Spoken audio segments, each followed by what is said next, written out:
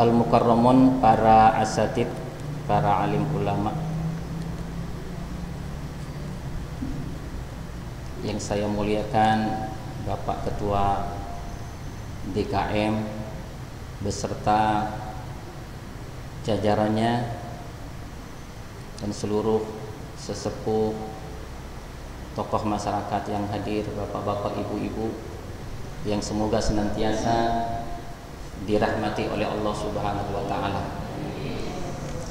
Alhamdulillah, pada kesempatan yang sangat baik ini Allah kembali pertemukan kita dalam ta'lim duha, di mana ini adalah sarana ajang kita untuk menginstal ilmu kita, menginstal Al-Quran di dalam diri kita, sehingga kita ini akan menjadi manusia-manusia Qur'ani, manusia-manusia Rabbani yang bermanfaat dan berguna di dunia dan akan bahagia selama-lamanya nanti di akhirat.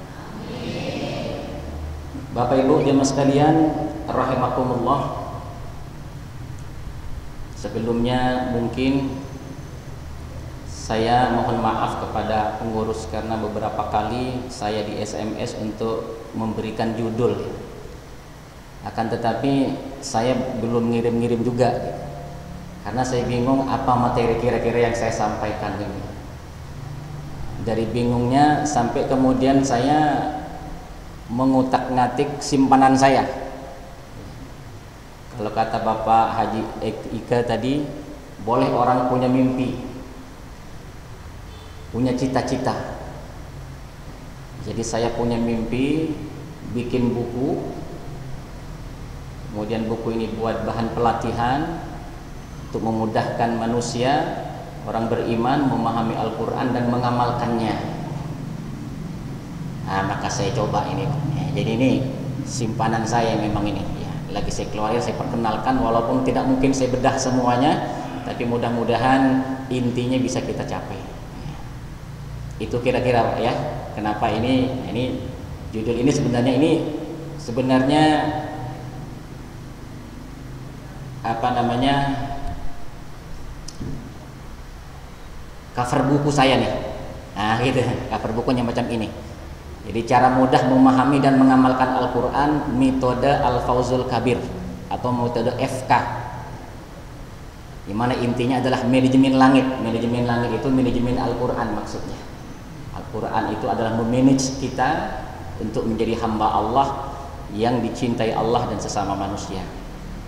Kemudian di sini saya kasih judul kecil, bagaimana membumikan Al-Quran dan melangitkan manusia.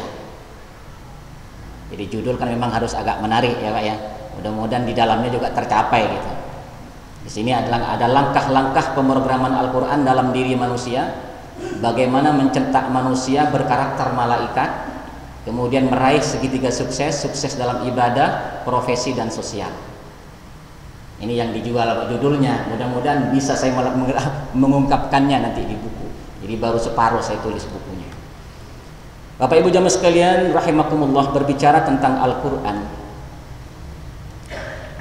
ada seorang penggiat Al-Quran dan menginginkan bahwa manusia muslim ini tidak memilih buku yang lain selain Al-Quran, tidak dari barat, tidak dari timur, karena Al-Quran sudah cukup untuk menjadi kehidupan dan hidup manusia itu sendiri. Beliau adalah Dr. Khalid bin Abdul Karim. Beliau mengatakan tujuan membaca Al-Quran itu diantaranya ada 5 yang sangat penting, yang kata beliau terangkum dalam kata-kata thumma sya'a. Maksudnya supaya bisa diingat ya. Thumma sya'a. Kalau kita baca Al-Quran, hadirkan ini thumma sya'a. Thimnya maksudnya adalah thimnya adalah thawabun. Kita ketika baca Al-Quran, kita ingin mendapatkan pahala dari Al-Quran itu, thawabun, tentu. Kemudian yang kedua adalah mimnya munajatun.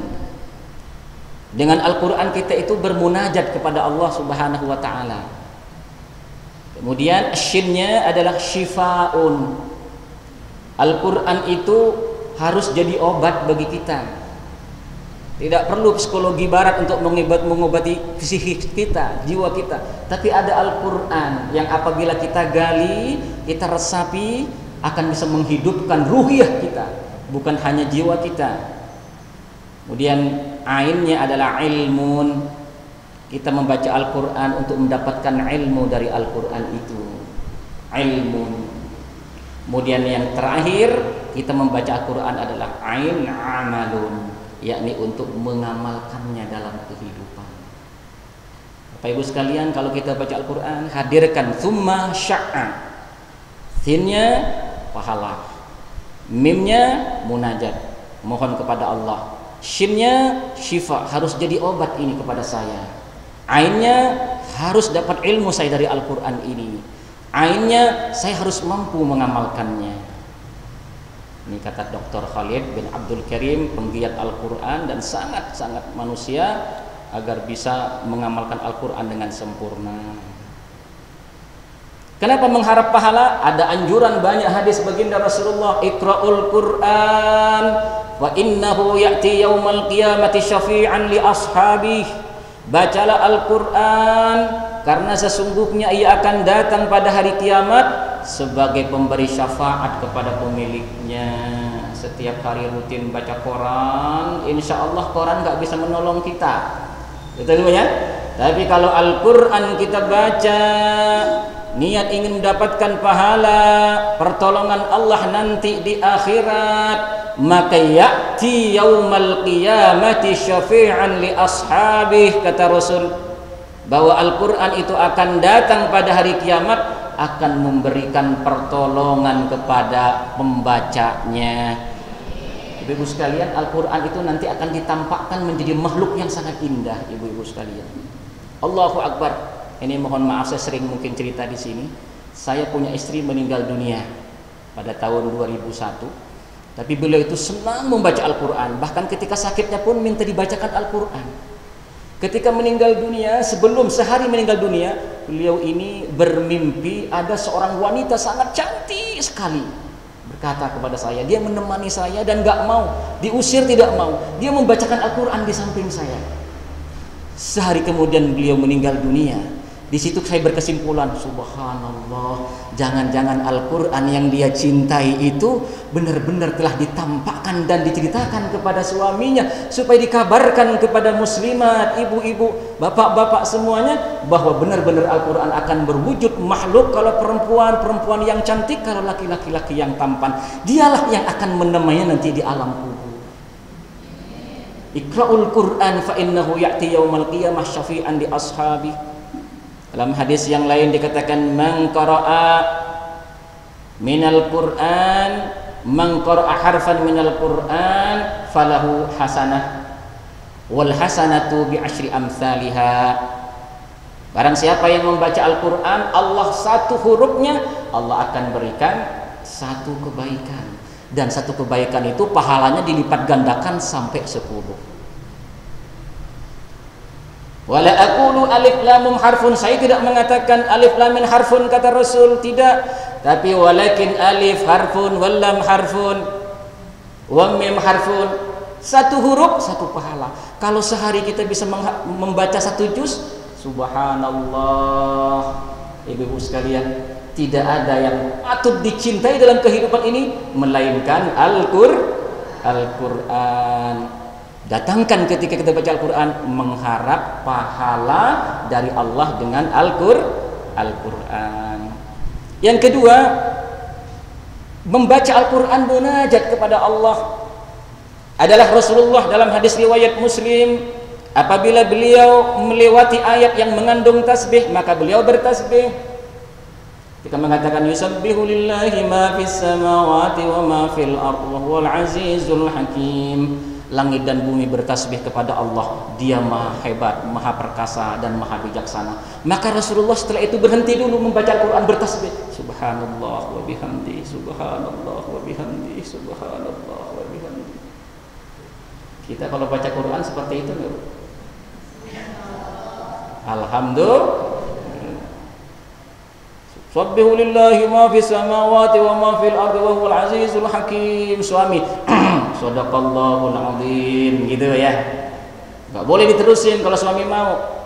Harus shadaqallahul azim. Setelah itu terusin lagi besoknya. Ya. Ibu sekalian, dikatakan apabila beliau melewati ayat yang mengandung permohonan, maka beliau memohon. Wa idza sa'alaka 'ibadi anni fa inni qarib ujibu da'watad da'i idza da'an falyastajibu li wal yu'minu bi la'allahum yarshudun. Apabila hambaku bertanya tentang aku, katakan aku qarib, aku dekat. Ujibu da'watad da'i, dia akan mengabulkan permintaan orang yang mau meminta. Falyastajibuli, oleh karenanya sebelum meminta, perbanyak dulu baca Al-Quran, perbanyak dulu melaksanakan perintah Allah. Wal yu'minu bi, perbaiki keimanannya, maka permintaannya akan dikabulkan oleh Allah sehingga mendapatkan petunjuk. La'allahum yarshudun. Ketika membaca ayat ini, maka kemudian ingat kepada bahwa Allah dekat. Berdoalah. Nabi berdoa, ya Allah, ya Allah, ya Allah. Itu artinya Al-Quran benar-benar diinstal dalam kehidupan kita. Ini cara Nabi. Begitu pula cara sahabat di dalam membaca Al-Quran. Tidak turun 10 ayat kemudian tidak berpindah kepada ayat yang lain, kecuali kami telah memahaminya dan mengamalkannya dalam kehidupan, kata para sahabat. Ini contoh dari Rasul dan sahabat. Dan apabila melewati ayat yang mengandung perlindungan, maka beliau minta perlindungan. Qul a'udzu birabbin nasi malikin nasi ilahin nasi min syarril waswasil khannas. Misalnya kita baca, ini ayat mengandung perlindungan, maka kita baca ulang-ulang. Qul a'udzu birabbin nas, a'udzu billahi minasyaitonir rajim. Mohon perlindungan kepada Engkau ya Allah. Jadi Al-Quran namanya diinstal, dipasang, diprogram dalam diri kita pelan-pelan. Kalau kita kan pengen cepat selesai bacanya, ya, pengen cepat selesai, akhirnya Al-Quran dibaca dan nggak masuk-masuk. Tapi kalau ada iklan diingat terus masuk dalam hati, Pak beli dong, langsung masuk kalau iklan di TV, ya. Tapi kalau iklan dalam Al-Quran, iklan tentang bagaimana akhirat, tentang surga tajri min tahtihal anhar, bahwa surga itu mengalir di bawahnya sungai-sungai, nggak ada, tergetar tuh. Tapi kalau kemudian ada iklan di televisi, subhanallah. Nah, kenapa? Karena kita merenungi, meresapi materi iklan di televisi, tapi tidak meresapi materi iklan yang di dalam Al-Quran. Jangan salah kemudian, kalau umat Islam ini kemudian dianaktirikan oleh para intelektual. Dikatakan kita harus cerdas secara spiritual. SQ kita harus cerdas. Cerdas secara spiritual itu tidak harus beragama, tidak harus sholat. Bisa saja orang sholat tidak cerdas secara spiritual. Kan itu Pak yang ditawarkan sekarang dari gurunya yang disebut dengan Dharma Chandran, Ian Marshall, si Gulman, masuk ke Indonesia, kemudian dilapisi dengan agama, tapi intinya melihat kenyataan umat Islam. Lihat tuh Pak Haji, korupsi juga kan. Lihat tuh tukang sholat, masih maksiat juga kan. Loh, dia tuh orang-orang yang sufi-sufi dalam usahanya, walaupun mereka giat bekerja, tapi mereka santun dan sosialnya. Nah, itu dalilnya. Sehingga untuk menjadi ahli sosial spiritual, maka tidak perlu beragama. Kenapa? Karena mereka tidak pernah merasakan nikmatnya Al-Quran. Al-Quran dibaca tak pernah diresapi dalam hatinya, sehingga tidak tahu seperti apa nikmatnya Al-Quran, seperti apa obat Al-Quran itu sebenarnya. Ini yang kita sedih, ibu-ibu sekalian. Coba kalau Al-Quran direnungkan, diinstal benar-benar dalam diri kita, diamalkan dalam kehidupan, hiduplah hati dia. Setelah hidup hati dia, dia akan takut kepada Allah. Dia akan merasakan apa yang dirasakan oleh para nabi, dirasakan oleh nabi, dirasakan oleh sahabat baginda Rasulullah sallallahu alaihi wasallam. Al-Quran segala-galanya.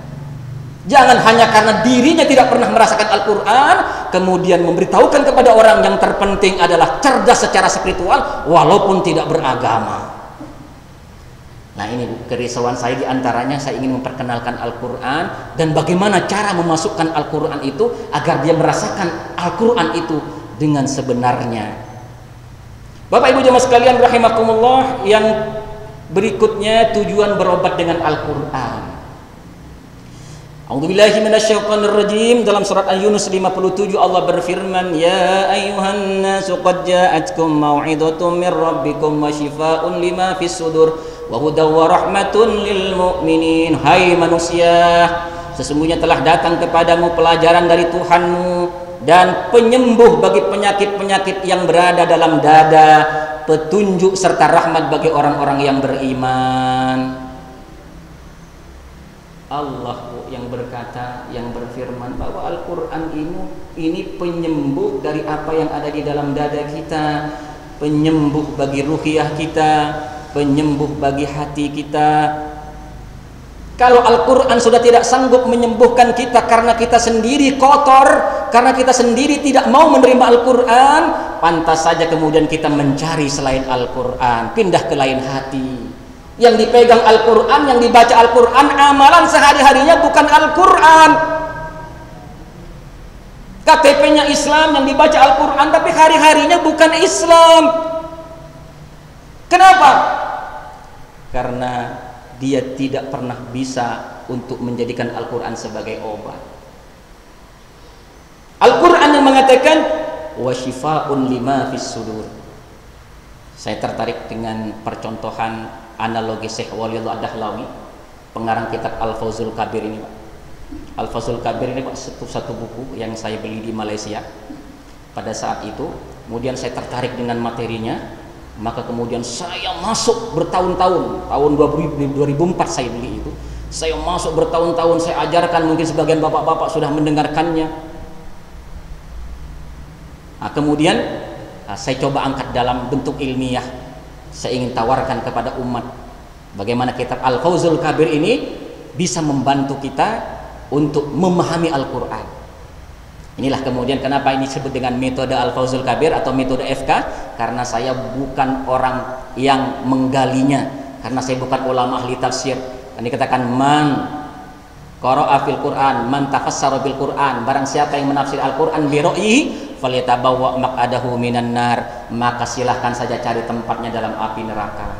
Jadi bicara Al-Quran tidak berani untuk menafsiri sendiri, harus tahu kepada ulama ahli tafsir. Itu maksudnya. Jangan kemudian sembarangan saja Al-Quran dimaknai, walaupun dia benar, cari tempatnya dalam neraka kalau kita bukan ahlinya di dalam Al-Quran. Kata beliau, dikatakan syariat Allah yang ada dalam inti Al-Quran ini itu sama seperti ada seorang majikan punya seorang pembantu yang sakit. Di Al-Quran banyak perumpamaan supaya mudah didengar, mudah dipahami. Seorang majikan punya pembantu yang sedang sakit. Kemudian majikan ini menyuruh orang kepercayaannya untuk membawa obat, dibawa kepada pembantunya ini. Katakan, wahai orang kepercayaanku, kalau pembantu saya yang sakit itu mau meminum obat ini, ada 3 keuntungan yang dia dapatkan. Yang pertama, dia akan sembuh dari penyakitnya. Yang kedua, gajinya akan saya tambah. Yang ketiga, saya senang kepada dia, saya ridho kepada dia. Majikan diibaratkan Allah, kepercayaannya ibarat Nabi Muhammad sallallahu alaihi wasallam. Kita umatnya ini adalah orang-orang yang sakit. Kenapa? Kullu mauludin yuladu 'alal fitrah. Setiap anak yang terlahir itu terlahir dalam keadaan Islam. Dalam banyak tafsir dikatakan al-fitrah ay al-Islam, yakni dalam keadaan Islam. Islam itu intinya ya tauhid, ya suci, ya tunduk, ya merdeka dari nafsu, ya penuh kasih sayang dengan sesama. Itu fitrah manusia. Coba ketika fitrah ruhani ini bertemu dengan fitrah jasmani, terjadilah kemudian tarik-menarik di antara fitrah jasmani dan fitrah ruhani. Maka dikatakan menjadi fitrah nafsani. Manusia punya 3 fitrah. Fitrah ruhani ini yang asli diri kita nih, yang oleh Allah dikatakan alastu birabbikum, bukankah aku ini Tuhan kalian? Qalu bala syahidna, benar ya Allah engkau Tuhanku. Diinstal tauhid dalam dirinya, diinstal agama Islam dalam dirinya, di mana ada tauhid, keimanan, kesucian, ketundukan, kemerdekaan dan kasih sayang dengan sesama. Akan tetapi karena kita lebih kuat fisiknya, jasadnya, maka kita dalam keadaan sakit. Kita sakit apa sehat ini, Bu? Fisik sih sehat, ya Bu ya. Nah, kalau ruhiyah belum tentu kita tahu, ya Bu ya. Ngerti nggak tanda-tanda orang sakit, Bu? Orang sakit itu punya keinginan tapi nggak punya kemampuan. Betul tidak? Pengen makan sate, setelah dibeliin, muntah. Kenapa? Keinginannya doang ada, tapi dia tidak kuat untuk menelannya. Aromanya saja sudah tidak. Nah itu tandanya orang sakit. Pengen dari pagi seperti biasa, begitu keluar dari rumah jatuh. Kenapa? Keinginan ada, kemampuan tidak ada. Itu tandanya orang sakit. Dengar ceramah duha, fadilah membaca Al-Quran, 1 juz sehari pahalanya sekian, karena 1 huruf sekian. Oh kalau 1 juz berapa? Pengen baca 1 juz ya. Begitu dibaca dapat 5 ayat, berat banget, kedengeran sinetron kesayangannya Ji Muhyiddin. Ditinggal Al-Quran, lebih kuat ke Ji Muhyiddinnya, lebih kuat ke berkahnya katanya, ya, daripada meneruskan Al-Quran. Ini artinya kita lagi sehat, ruh kita apalagi sakit, Bu. Itu artinya kita lagi sakit. Keinginannya ingin menyelesaikan baca Al-Quran 1 juz atau 1 lembar, tapi ternyata tidak mampu. Oh itu artinya kita lagi sakit. Oh ada fadilah keutamaan salat tahajud di materi pengajian duha. Fadilahnya disampaikan menyehatkan badan, pahalanya subhanallah di kuburan akan terang, di hari kiamat akan mendapatkan perlakuan yang hebat dari Allah. Pengen tidak absen sholat tahajud malam hari, dicoba 1 malam masih hebat, malam kedua masih hebat, malam ketiga sudah mulai ada perasaan tidak enak, malam keempat gak bangun lagi, subuh kesiangan. Ini orang sehat atau orang sakit? Oh jadi sekarang kalau ibu ngerti badan kita sehat, badan kita sakit, sudah paham kemana kita pergi. Betul tidak? Kalau diri kita kemudian sakit, kemana kita pergi? Anak kita pilek-pilek, sakit, berak-berak, dibawa ke rumah sakit, giliran anak kita nggak sholat, ibu tenang-tenang saja. Umur 10 tahun, umur 15 tahun belum sholat juga, ibu tenang-tenang saja. Padahal dikatakan 10 tahun anak kita tidak sholat, dipukul kata Rasul. Tapi umur 10 tahun, umur 15 tahun, bahkan ada yang umur 40 tahun, 60 tahun, bapaknya kagak sholat juga. Kata Rasulullah, umur 7 tahun disuruh sholat, jangan dipukul dulu. Kalau 10 tahun kemudian disuruh sholat, kalau enggak suruh dipukul. Nih, 10 tahun suruh dipukul. Kalau 40 tahun diapain nggak sholat? Kita tenang-tenang saja.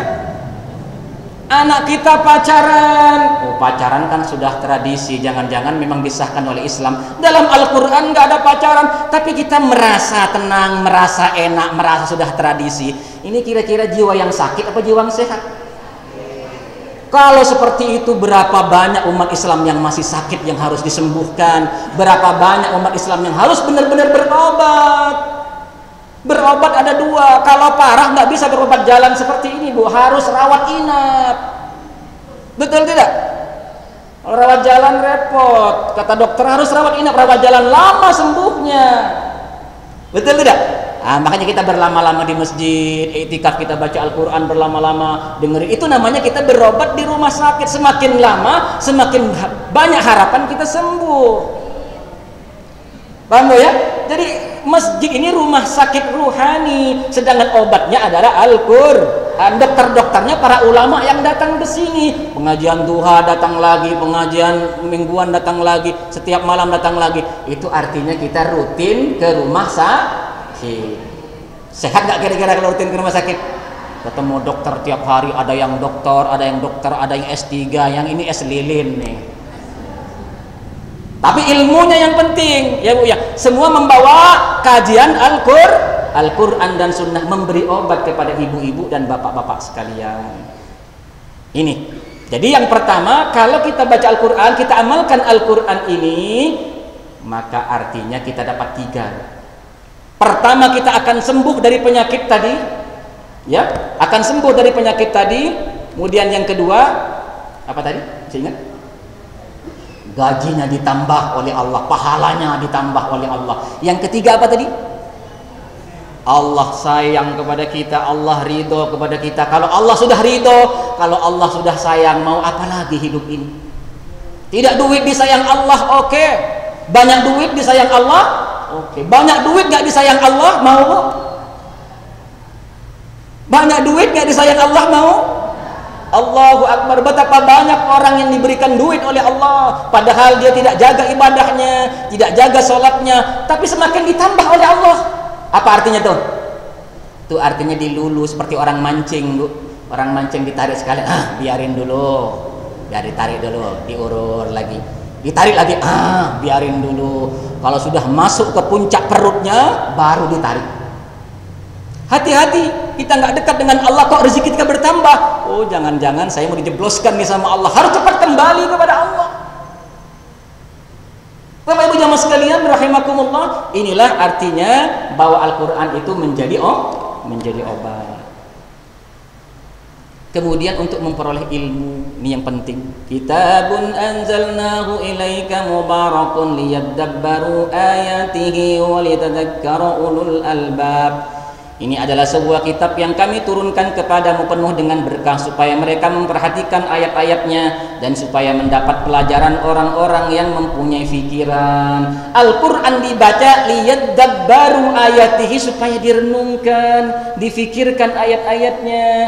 Yang terpenting diantaranya ilmu apa? Fa'lam annahu la ilaha illallah wastaghfir lidzambik. Ilmu yang pertama kali harus kita pelajari dan install dalam kehidupan kita adalah ilmu tentang Allah. Siapa itu Allah? Apa saja sifat-sifat Allah? Siapa saja nama-nama Allah? Apa saja nikmat Allah yang telah diberikan kepada saya? Fa'lam annahu la ilaha illallah. Kemudian dengan masuk kalimat Allah, masuk ketakutan kepada Allah, wastaghfir lidzambik, ilmu itu kemudian berujung kepada istighfar kepada Allah. Jadi ilmu yang berhasil masuk ke dalam kita adalah ilmu yang membuat kita takut kepada Allah, yang pada akhirnya kita banyak istighfar kepada Allah, tidak sombong kita ini banyak dosa. Kalau orang sudah merasakan seperti ini, selalu ingin beristighfar, berarti ilmunya sudah masuk. Innama yakhshallaha min ibadihil ulama, innallaha azizun hakim. Sesungguhnya yang takut kepada Allah di antara hamba-hambanya hanyalah ulama. Sesungguhnya Allah Maha Perkasa lagi Maha Pengampun. Siapa ulama itu? Siapa ulama? Orang yang takut kepada Allah itu ulama. Kata sahabat, orang yang takut kepada Allah walaupun tidak punya ilmu itu ulama namanya. Orang yang banyak ilmunya tapi tidak takut kepada ulama itu namanya juhala, namanya bodoh namanya. Jadi yang takut kepada Allah itulah ulama. Kenapa? Tentu saja terinstall, mungkin dia pernah ngaji, mungkin dia pernah baca, yang membuat dia takut kepada Allah, yang membuat dia ingin selalu menangis beristighfar kepada Allah. Itu artinya bahwa dia telah terinstall Al-Quran, ilmu Al-Quran dalam dirinya. Kemudian yang terakhir, yang terpenting untuk diamalkan. Dikatakan oleh Rasulullah, wa innaka, di dalam Al-Quran, wa innaka la'ala khuluqin azim, dan sesungguhnya kamu benar-benar berbudi pekerti yang agung. Nih puncaknya, Nabi Muhammad oleh Allah telah diinstal Al-Quran penuh dalam dirinya, muncul dalam kepribadiannya sebuah akhlak yang agung. Yang mengatakan agung bukan kita, Pak. Allah yang maha agung mengatakan, wa innaka la'ala khuluqin azim. Wahai Muhammad, engkau ini memiliki akhlak yang agung. Kalau kita yang mengatakan agung, kayak apa agungnya, Bu? Engkau ini orang hebat. Yang berkata begitu kita. Tapi kalau Allah yang berkata engkau ini hebat, itu benar-benar hebat. Kenapa demikian? Aisyah radhiyallahu anha pernah ditanya tentang ayat ini, bagaimana akhlak Al-Qur'an, bagaimana akhlak Rasulullah? Dia menjawab akhlak beliau adalah Al-Qur'an. Beliau marah dengan sebab Al-Qur'an dan beliau ridho dengan sebab Al-Qur'an. Hadis riwayat Muslim. Ditanya kepada istrinya, mengagumkan sekali suami saya, akhlaknya Al-Qur'an. Seorang laki-laki datang kepada Abu Darda radhiyallahu anhu, dia berkata, anakku ini telah menghafal Al-Qur'an. Maka Abu Darda berkata, ya Allah, ampunilah ia. Sesungguhnya orang yang menghafal Al-Qur'an itu adalah orang yang mendengarnya dan melaksanakannya. Ini artinya ketika Abu Darda tahu bahwa ini hafal Al-Qur'an, Abu Darda melihat akhlaknya kok begitu. Maka Abu Darda mengatakan, ya Allah, ampunilah dia. Sesungguhnya orang yang menghafal Al-Qur'an adalah orang yang mendengar Al-Qur'an dan melaksanakan dalam kehidupannya. Kalau hafal saja kemudian masih bermaksiat, masih banyak meninggalkan Al-Qur'an, itu namanya bukan penghafal Al-Qur'an, kata Abu Darda. Artinya apa? Pengamalan Al-Qur'an itu adalah inti daripada kita membaca Al-Qur'an. Jam berapa selesainya, Pak?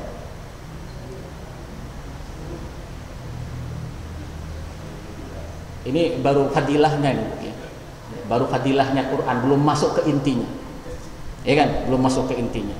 Kita biasa harus dikasih dulu. Kalau di TV kan sudah biasa di iklan-iklan TV, ya, Bu. Ini lagi iklan nih, Bu.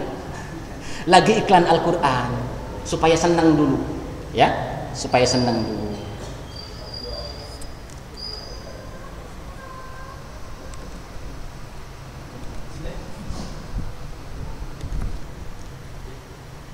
Kelihatan, Bu?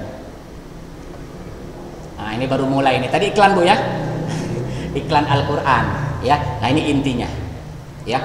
Bapak Ibu jamaah sekalian, saya ingin kita mempelajari Al-Qur'an secepat. 1 jam bisa paham Al-Qur'an. Bahkan setengah jam bisa hafal, bisa paham Al-Qur'an. Nah, kita lihat. Ini semua Al-Qur'an. 5 inti pokok Al-Qur'an yang tersurat. Dan ini 5 inti yang ini bawah, 5 inti pokok Al-Quran yang tersirat. Ada mantuk itu tersurat. Ada mafhum itu tersirat.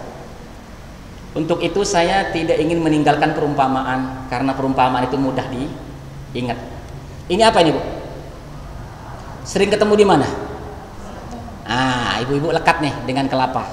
Ya, saya ingin menggambarkan Al-Quran ini seperti kelapa. Allah sering memberikan perumpamaan sedekah dengan menanam padi, ya kan? Nah, maka saya ingin ta'aluk kepada Al-Quran. Ibu-ibu tahu kelapa? Oh, insya Allah cepat paham kalau kelapa sudah paham. Kelapa ada kulit, setelah kulit ada batok, ada kelapanya, kemudian diperas ada santannya. Betul, Bu, ya? Nah, nggak ada yang salah, ya kan? Nggak ada yang salah. Mari kita lihat kembali lagi. Al-Quran yang kita baca, A'udzu billahi minasy syaithanir rajim. Bismillahirrahmanirrahim. Ini apanya nih? Baru nyampe ke kulitnya, Bu. Ya kan? Baru nyampe ke kulitnya. Pelajari tajwidnya ini mempelajari kulitnya. Kulitnya saja dapat pahala, seperti kelapa, kulitnya saja bisa dipakai bermanfaat buat manusia. Iya, ya? Kulitnya saja syafi'an li ashabihi, nanti seandainya dibaca. Kulitnya. Kemudian setelah dikuliti masuk kepada batok. Nah, jadi nggak usah diajarin kan, Pak, ya? Sudah masuk ke batoknya. Nah, batok ini makna Al-Qur'an. Makna Al-Qur'an ini, Bapak Ibu sekalian, tidak harus kita kemudian memahaminya sendiri karena kita sibuk. Didatangkan ulama, ustadz setiap minggu. Itu yang diberikan itu sudah menjelaskan tentang batok-batok Al-Qur'an. Paham, ya? Nah, setelah kita baca, yang kita bahas sejak datang ke sini para ulama itu sudah menjelaskan batoknya. Ya. Nah, setelah batok dikuliti, maka kemudian, ini namanya batoknya. Yang sebelah sini. Nah, kemudian setelah ini namanya kelapanya. Batoknya dikuliti, maka kemudian muncul kelapa. Nah, kelapa ini tidak bisa hanya kemudian kita masukkan tanpa dikunyah. Nah, dikunyah itu kan dalam memeras namanya, Bu, ya, atau diparut atau di blender. Jadi harus diperas dulu, harus diparut dulu. baru kemudian dapat santannya. Nah, santannya Al-Quran inilah yang menjadi obat tadi, Ibu sekalian. Santan Al-Quran inilah yang menyehatkan badan kita. Kalau kita baca Al-Quran belum pernah sampai ke santannya, oh pantas saja kalau kita kemudian sholat tapi masih maksiat terus. Berarti ketika marutnya, sholat itu dalam rangka memarut. Kalau sholat biasa-biasa saja itu namanya marutnya nggak jelas. Ya, nah, baik. Di sini yang pertama, inti pokok Al-Quran yang tersurat. Inti pokok yang tersurat ini batoknya. Ya, kulitnya sudah kita tinggalkan. Ya, kulitnya tadi, ini sudah masuk. Apa saja sih inti Al-Quran itu? Al-Quran berapa juz, Bu? 30 juz. Berapa hurufnya? Hitung sendiri dah. Kan? Hitung sendiri. Tapi yang terpenting kita harus tahu intinya. Al-Quran itu, kata Syekh Walid Ad-Dahlawi, mantuqatul Quran khamsah. Makna yang tersurat Al-Quran itu cuma 5. Seandainya Al-Quran itu dikumpulkan dan dikasih bab yang jelas, maka akan terjadi 5 bab Al-Quran. Al-Quran itu kan ngacak, Bu. Setelah ada cerita ini, di tempat lain ada cerita lagi. Kok ngacak sih Al-Quran? Karena Al-Quran ini adalah buku petunjuk, bukan buku ilmiah. Allah ingin setiap kita membaca akan ada cerita lagi yang menyentuh kita. Cerita Nabi Musa berapa kali terulang, supaya setelah bercerita Nabi Musa, kita kemudian meninggalkan setelah lama, kembali lagi baru ketemu dengan cerita Nabi Musa lagi. Sedangkan Al-Quran adalah harus ada pengulangan terus menerus dalam hati, supaya dari memori kita ini, dari RAM kita masuk ke hard disk kita, dari memori kita masuk ke alam bawah sadar kita. Ini namanya inti ruh. Dikatakan kalau kita mau menghafal Al-Quran diulang-ulang sampai 7 kali, maka sampai 27 kali, maka Al-Quran akan menjadi milik kita. Maksudnya milik kita dalam hati kita. Iklan berapa kali diulang? Iklan sabun saja berapa kali diulang? Itu karena supaya terinstal masuk ke alam bawah sadar ibu-ibu sekalian. Sehingga beli lagi itu. Sedangkan Al-Quran Allah kasih cara. Oh, kalau begitu Al-Quran nggak bisa dijadikan satu bab. Ya kan? Kalau bab misalnya bab tauhid, setelah itu nggak kembali ke tauhid lagi. Maka akhirnya disebar, setiap surat lengkap lagi. Nah, itu namanya metode Al-Quran. Seandainya dijadikan metode ilmiah, ditarik, pertama adalah intinya adalah memberikan informasi tentang Allah Subhanahu wa taala, nama-namanya, sifat-sifatnya, dan nikmat-nikmatnya. Apa, Bu? Yang pertama kali Al-Quran, wahyu itu artinya informasi langit. Seandainya tidak ada informasi langit, kita tidak tahu siapa Tuhan kita. Kita tidak tahu kita apa masuk neraka atau tidak. Karena ada informasi langit atau wahyu, maka kita tahu. Maka yang pertama, Al-Quran itu memberikan informasi tentang apa tadi? Tentang Allah, nama-namanya, sifat-sifatnya, dan nikmat-nikmatnya. Tadi baca Asmaul Husna kan? Ada berapa nama? Itu semua tersebar dalam Al-Quran. Sekarang ada Al-Quran metode Asmaul Husna. Jadi Asmaul Husna ada tanda merahnya. Setiap lembar Al-Quran pasti ada Asmaul Husnanya. Ibu bisa baca itu. Saya baca di Masjid As-Solihin waktu saya sholat. Oh, belum punya saya. Baca di Masjid As-Solihin sini. Oh, jadi setiap lembarnya ada Asmaul Husnanya ternyata. Kadang Ghafurur Rahim, Azizul Hakim. Itu cara Allah memperkenalkan kita kepada Al-Quran dengan Al-Quran. Al-Quran perkenalkan dirinya, Allah perkenalkan dengan Al-Quran. Kemudian sifat-sifatnya, kemudian nikmat-nikmatnya. Apa nikmat-nikmat Allah? Allah bercerita tentang langit dan bumi, tentang matahari, tentang turunnya hujan, tentang diri kita, tubuh kita. Itu semua Allah bercerita tentang nikmat-nikmat Allah. Ini 30% Bapak-bapak sekalian di dalam Al-Quran. Paham ya? Maka nanti ketika bertemu dengan ayat-ayat itu, maka diulang. Makanya Rasulullah kalau bertemu dengan satu ayat yang mantap di dalam hati, diulang sampai pagi. Umar bin Khattab pernah membaca ayat yang menyentuh, diulang sampai pingsan. Itu artinya apa? Menginstal supaya masuk ke dalam hati. Ya.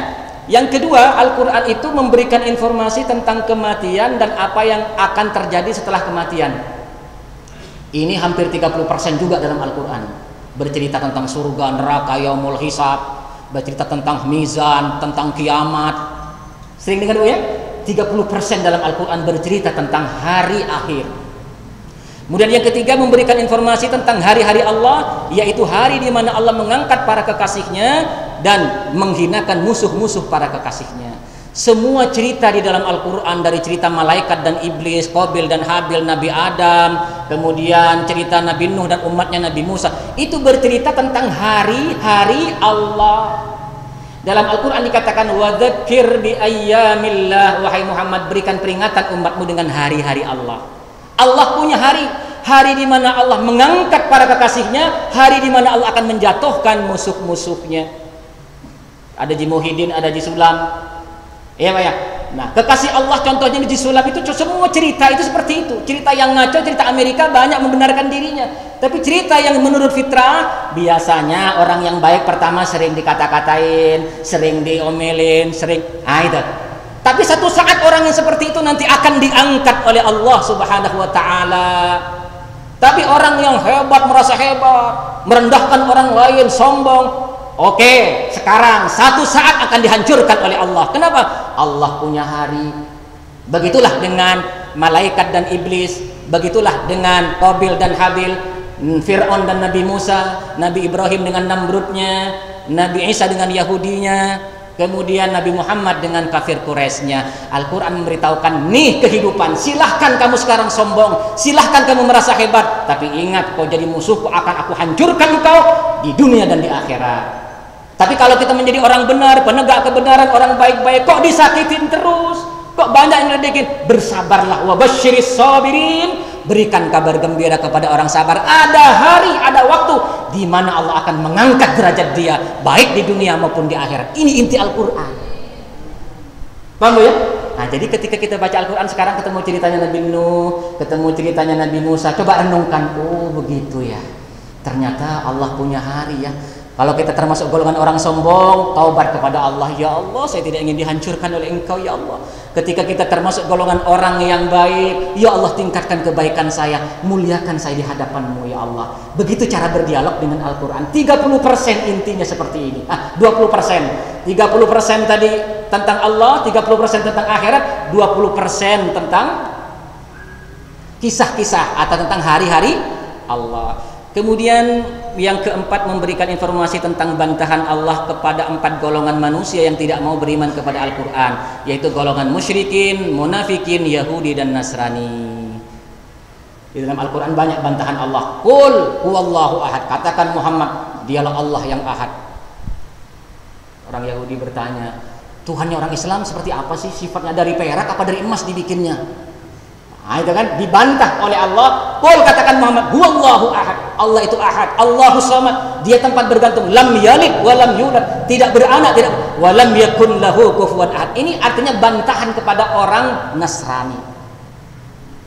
Qul ya ahlal kitab ta'alu ila kalimatin sawa'in bainana wa bainakum alla na'budu illallah wa la nusyrika bihi syai'an wala yattahidu ba'duna ba'dan arbaban min dunillah. Wahai ahli kitab, orang Yahudi Nasrani, mari kita bersama-sama dalam kalimat yang sama. Kita tidak mensekutukan Allah, kita tidak membuat Tuhan selain Allah. Itu bantahan kepada orang Yahudi dan Nasrani. Ini ada sekitar 10% di dalam Al-Quran bantahan Allah kepada mereka. Berapa persen sudah? 30 jadi 60 ditambah 20 70, ditambah 10 sudah 90. Yang terakhir ayat-ayat hukum, memberikan informasi tentang hukum dan peraturan-peraturan Allah, dari yang wajib, sunnah, mubah sampai yang makruh dan haram serta sanksi-sanksinya. Tentang sholat, puasa, zakat, ini yang haram, ini yang wajib, ini yang sunnah. Itu cuma sekitar 10% dalam Al-Quran. Kalau juz-juzannya dikatakan ayat-ayat makkiyah yang berbicara tentang yang 4 perkara tadi, Bu ya, yang 4 perkara tadi, ayat-ayat makkiyah itu ayat-ayat yang dalam itu ada 19 juz kalau dikumpulkan. Adapun ayat-ayat madaniyah yang bercerita tentang hukum itu ada 11 juz saja. Bapak Ibu jemaah sekalian rahimakumullah. Udah lewat Pak ya? Subhanallah. Ini baru sampai di mana kita? Ya, yang terakhir ini saya bercerita tadi baru batoknya. Kemudian yang terakhir ini beriman, rukun Islam dan rukun ihsan. Sudah tahu rukun iman, Bu? Nah, rukun Islam sudah tahu, Pak? Nah, itu semua seperti kelapanya. Ya, seperti kelapa. Kalau kita dapat kelapa, anak kecil sudah tahu hafal rukun Islam kan? Itu sudah dapat kelapa, cuma nggak diparut-parut. Gitu lah. Ibu-ibu sudah dapat kelapa, kadang diparutnya sembarangan aja, jadi akhirnya nggak keparut.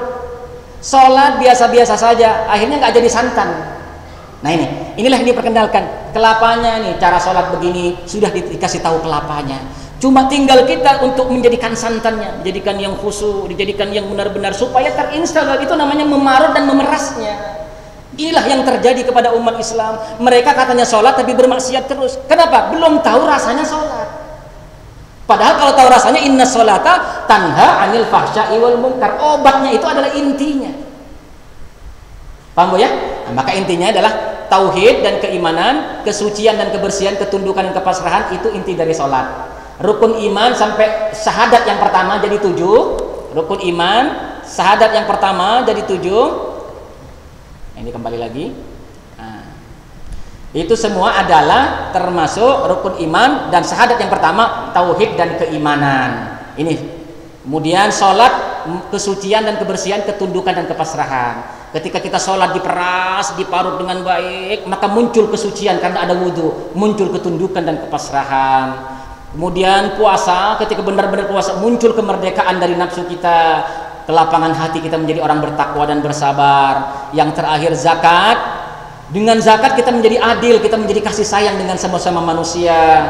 Maka kemudian dengan haji, setelah itu terinstal, ketika kita berangkat haji ke sana, itu artinya kita benar-benar di sana memberikan sinyal, ya, menemukan sinyal kita dengan langit. Karena sinyal yang sebenarnya nanti di sana. Ini saya belum sampai ke frekuensi nih, Pak. Belum sampai ke frekuensi, nanti akan bergetar antara langit dan bumi di antara kita. Nah, oleh karenanya, mungkin karena ini adalah kajian yang sebenarnya perlu 2 jam ya, Bu, ya. Cuman mudah-mudahan dengan sedikit ini ada manfaatnya. Ingat kelapa, Bu, ya. Kelapa yang manfaat apanya? Santannya. Tapi semuanya ada manfaatnya. Tapi yang inti adalah santan. Kenapa umat Islam kok tidak ada perubahan? Oh, mungkin baru sampai ke kelapanya, tapi belum sampai ke santannya. Belum tahu rasa manisnya. Kalau sudah tahu rasa manisnya, maka insya Allah dia akan bangkit, akan hidup ruhiyahnya, akan hidup jasmaninya. Mudah-mudahan ini yang bisa saya sampaikan. Insya Allah ada pertemuan kembali untuk meneruskannya. Mudah-mudahan ada manfaatnya. Silahkan mungkin ada pertanyaan.